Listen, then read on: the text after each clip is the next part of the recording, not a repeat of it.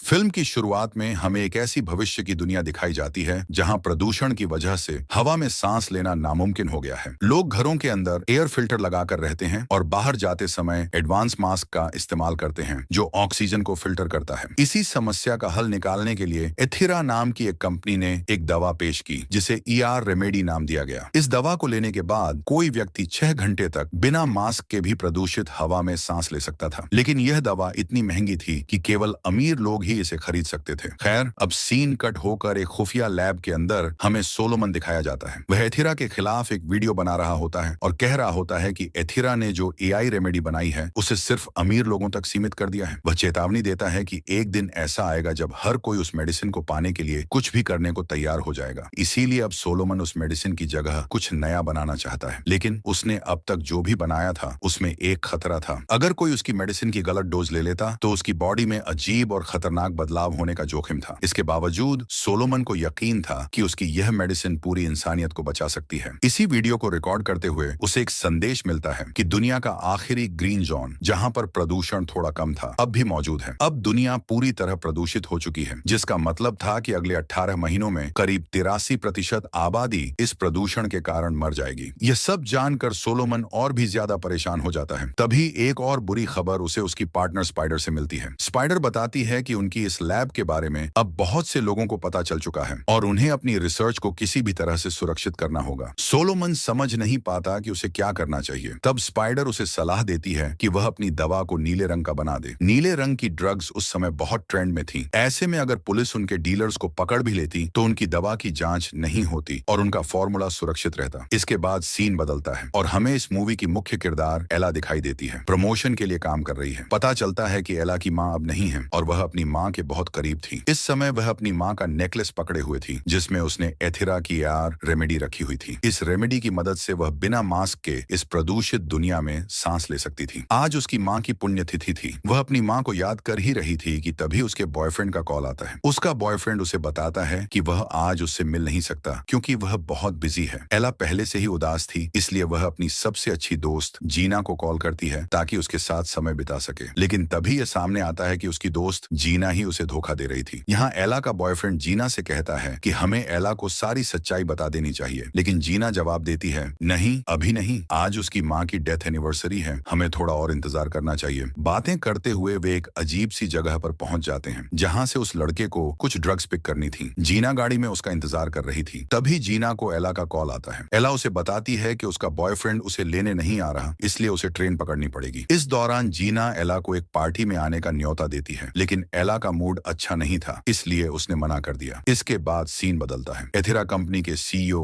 Eric एक interview दे रहे थे ताकि अपनी जादुई मेडिसिन का क्रेडिट ले सकें। सब कुछ सही चल रहा था, लेकिन तभी एंकर ने उनसे सवाल किया, आपकी यह AI रेमेडी सिर्फ अमीर लोगों के लिए ही क्यों है? आप इसकी ग्लोबल डिमांड पूरी क्यों नहीं कर रहे? इस सवाल का एरिक के पास कोई जवाब नहीं था, या फिर वह जवाब देना नहीं चाहता था, इसलिए उसने जल्दी से इंटरव्यू खत्म किया और वहां से चला गया। उधर सीन दोबारा एला और जीना के बॉयफ्रेंड पर आता है। वे एक ड्रग डीलर के घर पर थे। उसी घर के अंदर सोलोमन और स्पाइडर की लैब भी थी। जीना का बॉयफ्रेंड घर की तलाशी लेने लगा और उसे सोलोमन की लैब दिख गई। सोलोमन अपनी बनाई हुई मेडिसिन के साथ आराम कर रहा था। इसे देखकर जीना के बॉयफ्रेंड को लगा कि यह कोई नई तरह की ड्रग है। जैसे ही सोलोमन अपनी मेडिसिन को फ्रिज में रखने जाता है, यह लड़का उस मेडिसिन को चुरा लेता है। बाहर निकलने पर उसकी मुलाकात ड्रग डीलर से होती है जो उसे ड्रग्स सौंप देता है। लड़के ने ऐसा दिखाया मानो कुछ हुआ ही ना हो और ड्रग्स लेकर वहां से भाग गया। इसके बाद सीन दोबारा एरिक पर आता है। उसे उसके डैड का कॉल आता है जो उसकी कंपनी की अथॉरिटीज में से एक है। डैड उसे बताते हैं कि इंटरव्यू में सवाल को इग्नोर करने की वजह से कंपनी की साख काफी गिर गई है। लोग तरह तरह के सवाल पूछ रहे हैं कि क्या यह कंपनी सिर्फ अमीर लोगों के लिए है। उसके डैड उसे सख्त लहजे में कहते हैं, तुम तुरंत इस समस्या का हल निकालो, नहीं तो अपनी नौकरी से हाथ धो बैठोगे। परेशान एरिक अपनी लैब में पहुंचता है और वहां एक नई मेडिसिन को चूहे पर टेस्ट करता है, लेकिन यह मेडिसिन बिल्कुल सुरक्षित नहीं थी। जैसे ही एरिक ने दवा चूहे पर टेस्ट की, चूहे की मौत हो गई। इस नाकाम एक्सपेरिमेंट से गुस्से में आकर एरिक ने जोर से अपने टैबलेट पर पंच मारा और उसे तोड़ दिया। तभी उसकी असिस्टेंट कमरे में आकर उसे एक अच्छी खबर देती है कि उन्होंने किसी को ट्रैक कर लिया है, लेकिन यह किससे ट्रैक किया गया था ये थोड़ी देर में पता चलता है। इसी बीच एरिक को उसके बेटे का कॉल आता है। उसका बेटा चुपके से कॉल कर रहा था क्योंकि एरिक और उसकी पत्नी का तलाक हो चुका था और उसका बेटा अपनी माँ के साथ रहता था। एरिक का बेटा उसे बताता है, डैड, आज मैंने गरीबों की मदद की, उन्हें पैसे दिए। यह सुनकर एरिक को चाहिए था कि वह उसे सराहे, लेकिन ऐसा नहीं होता। होता। लेकिन एरिक उल्टे अपने बेटे पर गुस्सा हो गया और कहा, गरीबों से दूर रहो, ये पैरासाइट होते हैं, इनकी कोई औकात नहीं होती। फिर सीन बदलता है और हम एला को देखते हैं जो एक पुरानी मैगजीन लेकर बैठी है। मैगजीन के फ्रंट पेज पर उसकी मॉडल मां की तस्वीर थी। मां की मौत में वह खुद भी थी। उसे यह बात अच्छी तरह से पता था कि वह सिर्फ अपनी मां की वजह से मशहूर है। उसे यह शोहरत इसलिए मिली थी क्योंकि वह हूबहू अपनी मां जैसी दिखती है। वह यही सोच रही थी कि तभी उसे अपने डैड का कॉल आता है। उसके डैड इस वक्त किसी दूसरी कंट्री में थे और वहां गरीबों की मदद कर रहे थे। वह उनकी जिंदगियां बचाने के लिए उन्हें अहम चीजें प्रदान कर रहे थे। जैसे घरों में एयर फिल्टर और मास्क का इस्तेमाल होता था, वैसे ही एला के डैड उसे कहते हैं, एला, आज के दिन तुम्हें अकेला नहीं होना चाहिए। यह सुनकर एला कॉल काट देती है। कॉल बंद करने के बाद उसे खुद भी एहसास होता है कि वह आज काफी अकेली थी। इसीलिए उसने पार्टी में जाने का फैसला किया। पार्टी में जाने पर उसे जीना तो नहीं मिली, लेकिन जब वह वॉशरूम में गई तो उसकी आंखें फटी रह गईं। वहां पर जीना अपने बॉयफ्रेंड के साथ छुपकर ड्रग्स ले रहे थे। ये देखकर एला को एहसास हुआ कि उसकी दोस्त और बॉयफ्रेंड दोनों ही उसे धोखा दे रहे थे। एला गुस्से से आग बबूला हो जाती है और चुपचाप वहां से उठकर चली जाती है। उसका बॉयफ्रेंड भी कुछ कहे बिना वहां से जाने की कोशिश करता है और इस दौरान उसके हाथ में मौजूद ड्रग्स यानी वह मेडिसिन वहीं गिर जाती है। एला की नजर उस चीज पर पड़ी थी जिसे देखकर वह गुस्से में थी। कुछ समझ न आता हुआ उसने बिना सोचे समझे वह पूरा कंपाउंड पी लिया। मेडिसिन को लेते ही उसकी तबीयत बिगड़ने लगी। उसे चक्कर आने लगे और वह वहीं गिर पड़ी। इतनी देर में उसे जीना का मैसेज आया कि क्या वह बात कर सकती है, लेकिन एला को कुछ समझ नहीं आ रहा था। अब उसकी बॉडी ऐसी लग रही थी जैसे जल रही हो, इसलिए उसने ठंडे पानी का टब भर लिया और उसमें लेट गई। इधर एला के बॉयफ्रेंड को जब यह पता चला कि उसका ड्रग्स वॉशरूम में ही रह गया था, तो वह उसे लेने के लिए वापस गया। जैसे ही वह ऊपर की तरफ बढ़ा, उसने देखा कि ड्रग डीलर और सोलोमन के लोग उसका पीछा कर रहे थे। वह समझ गया कि यह सब उसकी वजह से हो रहा था, क्योंकि उसने उनका ड्रग चुराया था। अब वह भी भागने लगा, लेकिन बाथरूम के अंदर ये लोग उसे पकड़ लेते हैं और उसे बहुत मारते हैं, तब तक जब तक वह यह कन्फेस नहीं कर लेता कि हाँ, उसने वह कंपाउंड चुराया था। लेकिन अब वह उसे खो चुका है। अब सोलोमन और उसके आदमी पूरी बिल्डिंग में उस कंपाउंड को ढूंढने में व्यस्त हो जाते हैं। तभी पीछे से आवाज आती है और तभी पीछे से टब से निकलकर वह लड़की आती है। वह बताती है कि वह कंपाउंड उसने ले लिया है। लड़का जाकर जल्दी से यह बात सोलोमन को बताता है कि वह कंपाउंड एला ने ले लिया है। जब तक ये लोग एला को देखने के लिए वहां पहुंचे,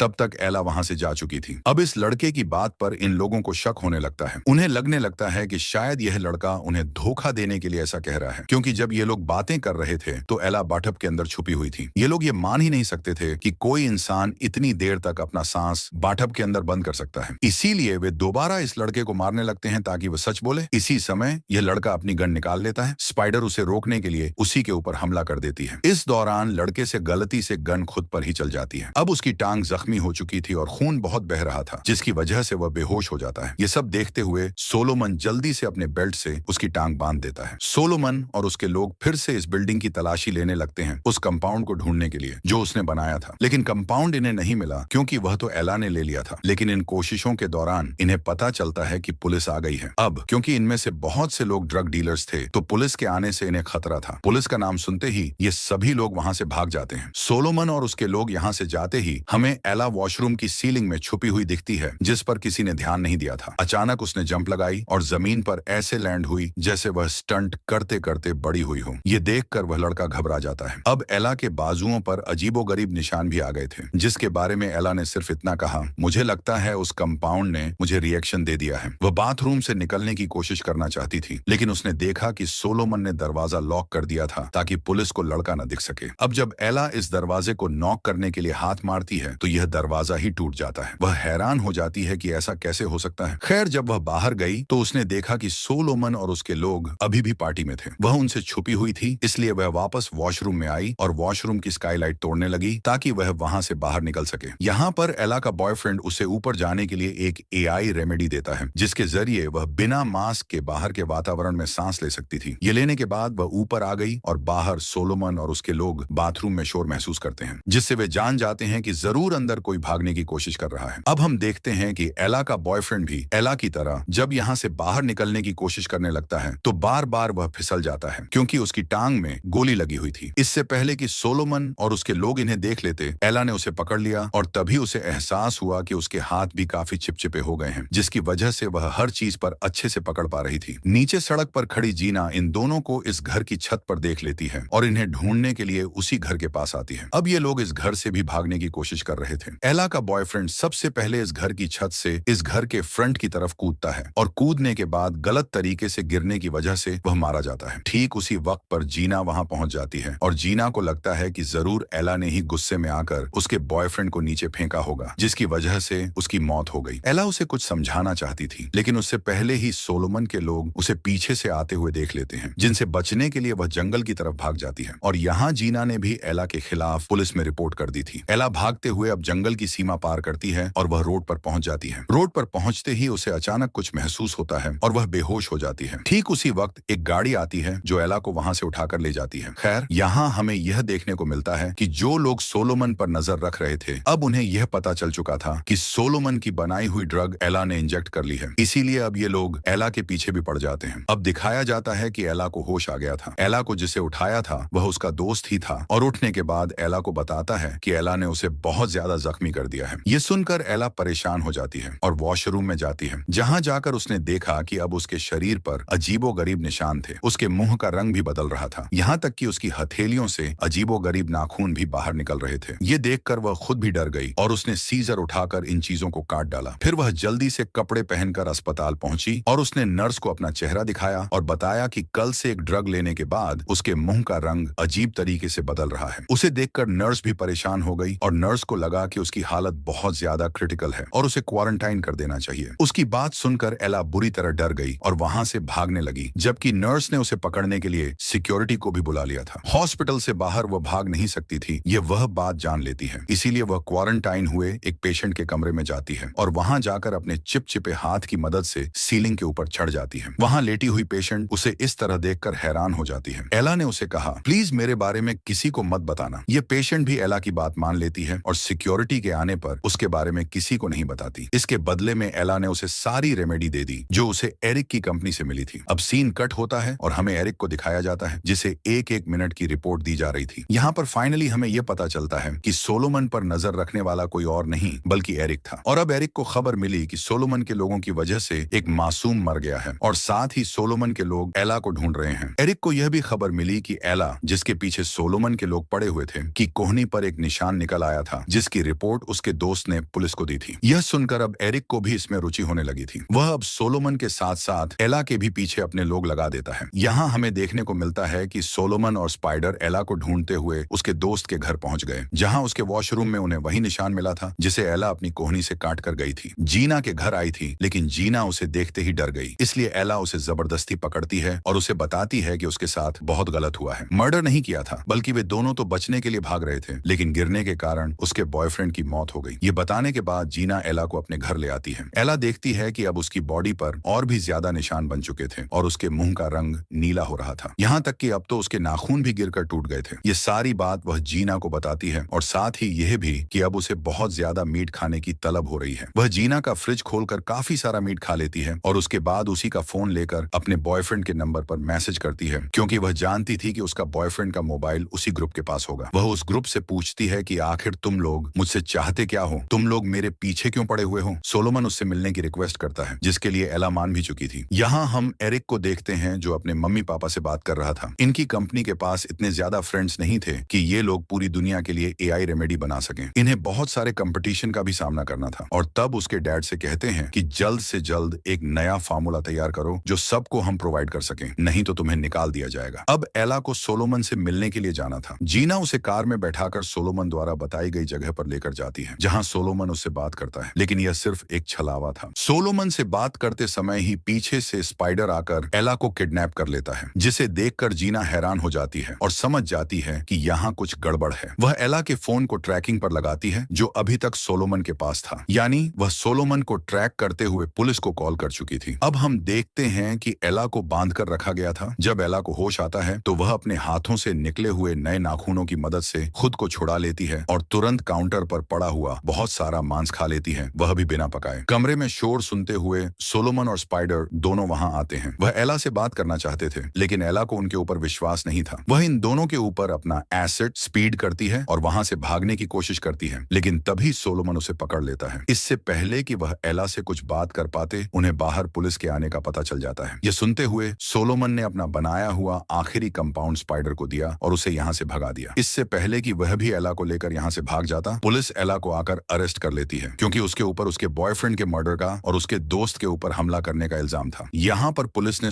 सोलोमन को भी पकड़ लिया क्योंकि पुलिस को लग रहा था कि वह एला का लीडर है और वही एला से यह सब करवा रहा है। अब इन दोनों को पुलिस स्टेशन ले जाया जाता है। यहाँ कैद में एला ने नोटिस किया कि उसके कान में भी बहुत दर्द हो रहा था। उसने जब कान पर हाथ रखा तो उसका कान ही उसके हाथ में आ गया। यह देखकर वह पूरी तरह से डर गई, जबकि हमें यह दिखाया गया कि उसके कान की जगह एक अजीब सी चीज उसके कान की तरफ निकल आई थी। अब इन चीजों को सबसे छुपाने के लिए एला जैकेट पहन लेती है, जबकि यहाँ उसके साथ वाले जेल में खड़ा हुआ सोलोमन उसे बताता है कि तुमने मुझे गलत समझा। मैं एक साइंटिस्ट हूँ। पहले मैं एथेरा कंपनी में काम करता था। एआई रेमेडी को भी मैंने ही बनाया था, लेकिन फिर कंपनी वालों ने एआई रेमेडी को सिर्फ अमीरों के लिए इंट्रोड्यूस करवाया और अब मैं एआई रेमेडी का एक ऐसा अल्टरनेटिव बनाने की कोशिश कर रहा हूँ जो सभी इंसानों के लिए अवेलेबल हो। अब वह एला को उसकी पी गई मेडिसिन के बारे में ही बताने वाला था, लेकिन तभी उसे एक पुलिस ऑफिसर ने आकर बताया कि उन दोनों के किसी ने बेल करवा ली है और यह कोई नहीं बल्कि एरिक था। एला को लेकर एरिक अपनी रिसर्च फैसिलिटी जा चुका था, जहां पर वह एला के कुछ टेस्ट करता है और उन्हें पता चलता है कि एला का डीएनए पूरी तरह म्यूटेड हो चुका है, जिसकी वजह से वह अब एक इंसान नहीं रही। खैर, अब एरिक अपने बेसमेंट में जाता है जहां पर एरिक के लोग सोलोमन को टॉर्चर कर रहे थे। यहाँ पर एरिक आकर उसे धमकी देता है कि अगर तुमने दोबारा हमारी कंपनी के लिए काम करना शुरू नहीं किया तो तुम जानते तो हो तुम्हारे ऊपर क्या क्या इल्जाम है। 1 मिनट नहीं लगेगा तुम्हें जेल जाकर फांसी पे पहुंचाने में। सोलोमन को किसी चीज का डर नहीं था। वह अभी भी एरिक की मदद करने से इनकार कर देता है और कहता है, मैं सिर्फ ऐसी मेडिसिन बनाना चाहता हूँ जो सिर्फ अमीरों को नहीं बल्कि हर इंसान को मिले। ये बात सुनते ही एरिक को गुस्सा आ जाता है। एरिक को लगता था कि गरीब लोग किसी काम के नहीं होते। उन्होंने ही इस पर्यावरण को नुकसान पहुंचाया है और अब उन्हें यहाँ पर सरवाइव करने का भी कोई हक नहीं है। ये सब कहकर एरिक वापस ऊपर चला जाता है जहाँ अभी अभी एला को होश आया था। इस बार होश आने पर एला ने देखा कि उसका मुंह भी काफी हद तक म्यूटेड हो चुका था। यहाँ एरिक आकर उसे बताता है, तुम्हारी बॉडी में बहुत सारे बदलाव हुए हैं। पहले तो तुम अब इंसान नहीं रही। तुम्हारे अंदर जो नई शक्तियां आई हैं वो किसी भी दूसरे इंसान के लिए आशीर्वाद जैसी हैं। तुम फ्लूइडेड हवा में सांस ले सकती हो और तुम्हारी बॉडी में एक ऐसा एंजाइम बन रहा है जो और एआई रेमेडी बनाने के लिए काम आ सकता है। वो यहाँ एला से कहता है, तुम अपने डैड को कॉल करो, हमें तुम्हारे छोटे मोटे टेस्ट करने होंगे और सैंपल्स देने होंगे जिसकी मदद से हम बाकी इंसानों के लिए एआई रेमेडी बना सकें और इसमें तुम्हारे फादर की जरूरत होगी। लेकिन एला अपने फादर का पता देने से मना कर देती है, जिस पर एरिक को गुस्सा आ जाता है क्योंकि या तो एला के ब्लड से और या सोलोमन की मदद से ही वो और ज्यादा एआई रेमेडी बना सकता था। लेकिन सोलोमन भी उसकी मदद करने को तैयार नहीं था क्योंकि अब सोलोमन अपना क्रेडिट किसी और को नहीं देना चाहता था। पहले भी एआई रेमेडी सोलोमन ने ही बनाई थी। इसका क्रेडिट एरिक ने लेकर उसे सिर्फ अमीर लोगों के लिए इंट्रोड्यूस करवाया। फिर यहाँ पर अब एरिक एक नई रणनीति एला के साथ खेलता है। वह एला से कहता है, अच्छा ठीक है, तुम हमें परमिशन दो कि हम तुम्हारे ऊपर कुछ एक्सपेरिमेंट कर सकें। इसके बदले मैं वादा करता हूँ कि मैं तुम्हें पहले की तरह एक नॉर्मल इंसान बना दूंगा। एला उसकी इस ऑफर को मान लेती है और ये लोग कॉन्ट्रैक्ट भी साइन कर लेते हैं, जिसके बाद एला को दोबारा बेहोश कर दिया जाता है। अगली बार जब एला को होश आता है तो उसके अंदर एक नई पावर आ चुकी थी। उसके ये जो नए कान थे वो अब 4 कमरे दूर बैठे हुए इंसानों की भी आवाजें सुन पा रहे थे और ऐसे ही उसने एरिक और एरिक के डैड की बातें सुन ली। एरिक अपने डैड को बता रहा था कि एला की बॉडी में एक ऐसा एंजाइम पैदा हो रहा है जिससे वो लोग और भी ज्यादा एआई रेमेडी बना सकते हैं और अब एरिक एक प्रोसीजर से एला की बॉडी से वो एंजाइम ही निकालना चाहता था, जो प्रोसीजर इतना खतरनाक था कि इसमें एला की जान जा सकती थी। ये सुनकर एला गुस्से में आ जाती है और जोर जोर से उस कांच को पीटने लगती है जिसके पीछे दूसरी तरफ उसे सब कुछ नजर आ रहा था। उसे इस तरह पागल होते देखकर एरिक कमरे में एक ऐसी गैस छोड़ता है जिससे एला फिर से बेहोश हो जाती है। थोड़ी देर बाद हम स्पाइडर को देखते हैं जो एक स्टॉक ड्राइवर के रूप में एरिक की इस फैसिलिटी में दाखिल हो जाता है। इसी बीच 2 डॉक्टर्स एला को लेने के लिए उसके कमरे में आते हैं, लेकिन जैसे ही वे पहुंचते हैं उन्हें नजर आता है कि एला के बंधे हुए हाथ अब खुल चुके हैं। तभी अचानक एला जाग जाती है और उन दोनों पर हमला कर देती है। पता चलता है कि एला केवल सोने का नाटक कर रही थी ताकि वह उन्हें चकमा देकर अपनी योजना को अंजाम दे सके। उसे किसी भी हाल में इस जगह से निकलना था और सोलोमन को भी अपने साथ ले जाना था क्योंकि वह जानती थी कि केवल सोलोमन ही उसे ठीक कर सकता है। एला एक डॉक्टर को बेहोश कर देती है और उसके फिंगरप्रिंट का इस्तेमाल करके दरवाजा खोलती है। वह वहां से बाहर निकल जाती है। हालांकि उसकी सारी हरकतें सीसीटीवी कैमरों में रिकॉर्ड हो रही थीं और गार्ड्स इसे देख रहे थे। इससे पहले कि गार्ड्स अलार्म बजा पाते, एला तेजी से बेसमेंट में पहुंच गई। वहां उसे गार्ड की मौजूदगी का पता चला। गार्ड से बचने के लिए वह चुपचाप छत पर छिप गई। जैसे ही गार्ड उसके करीब आया, एला ने अपने मुंह से एसिड फेंककर उसके चेहरे पर हमला किया। गार्ड दर्द से तड़पते हुए नीचे गिर गया। इसके बाद एला ने गार्ड की गन उठाकर उसे मार डाला। इसके बाद एला सोलोमन के पास पहुंची और उसे वहां से भागने की बात कही, लेकिन सोलोमन ने जवाब दिया, नहीं, मैं यहाँ से ऐसे खाली हाथ नहीं भाग सकता। मुझे कुछ फार्मूला चुराना है जिससे मैं सभी के लिए फ्री एआई रेमेडी बना सकूं। सोलोमन की बात सुनकर एला गुस्से में आ गई। उसने सोलोमन की गर्दन पकड़कर उसे उसे दीवार के साथ खड़ा कर दिया और गुस्से में पूछा, बताओ ये कैसे किसी इंसान की जान से ज्यादा महत्वपूर्ण है। सोलोमन ने शांत होते हुए कहा, रुको, मैं तुम्हें समझा सकता हूँ। इसके बाद उसने एला को एक वेंट, छुपा हुआ रास्ता दिखाया और सर्च रूम तक पहुंचने की योजना बनाई। एला ने अपने स्टिकी हाथों की मदद से पहले खुद वेंट तक चढ़ाई की और फिर सोलोमन को भी ऊपर खींच लिया। उधर एरिक, जो अभी अभी ऑफिस पहुंचा था, अपने बेटे के साथ था। उसे खबर मिली कि एला और सोलोमन दोनों वहां से भाग चुके हैं। ये सुनकर वह घबरा गया। वह अपने बेटे को ऑफिस में छोड़ते हुए तुरंत सिक्योरिटी टीम को बुलाता है और दोनों को ढूंढने का आदेश देता है। इससे पहले कि लोग एला और सोलोमन को ढूंढ पाते, स्पाइडर ने फैसिलिटी के अंदर एक बम इंस्टॉल कर दिया। उसने सभी को धमकाते हुए कहा कि अगर उन्होंने एला और सोलोमन को नहीं छोड़ा तो 9 मिनट के भीतर यह पूरी फैसिलिटी तबाह हो जाएगी। ये सुनकर सभी घबरा गए। एरिक की असिस्टेंट ने उसे सलाह दी कि उन्हें तुरंत इस फैसिलिटी को छोड़ देना चाहिए, लेकिन एरिक का मानना था कि यह सिर्फ एक धमकी है और बम जैसी कोई चीज नहीं है। वह इसे एक डिस्ट्रैक्शन मानकर अनदेखा करने की कोशिश करता है। दूसरी ओर एला और सोलोमन अब रिसर्च सेंटर तक पहुंच चुके थे। वहां सोलोमन ने होलोग्राम की मदद से एला को समझाना शुरू किया कि उसकी बनाई हुई ई मेडिसिन मास्क से कहीं ज्यादा बेहतर काम करती है। सोलोमन ने बताया कि दुनिया में बढ़ते प्रदूषण के कारण लगभग सभी कीट पतंगे खत्म हो चुके हैं, सिवाय कुछ के। उनमें से एक थी ड्रैगन फ्लाई, जो अब सिर्फ अफ्रीका में पाई जाती थी। सोलोमन ने आगे बताया कि एआई रेमेडी को इन ड्रैगन फ्लाई के शरीर से निकले एंजाइम की मदद से बनाया गया था, जिससे इंसान प्रदूषित हवा में भी सांस ले सकता है। लेकिन क्योंकि एला ने गलती से उस कंपाउंड की ओवरडोज ले ली थी, अब वह खुद एक ड्रैगन फ्लाई जैसी बन चुकी थी। सोलोमन ने एला को यह भी बताया कि एथेरा ने इन ड्रैगन फ्लाई का अत्यधिक इस्तेमाल कर लिया, जिससे अब वे पूरी तरह खत्म हो चुकी हैं। अब दुनिया में सिर्फ एला के शरीर में वह खास एंजाइम बचा था, जिसकी मदद से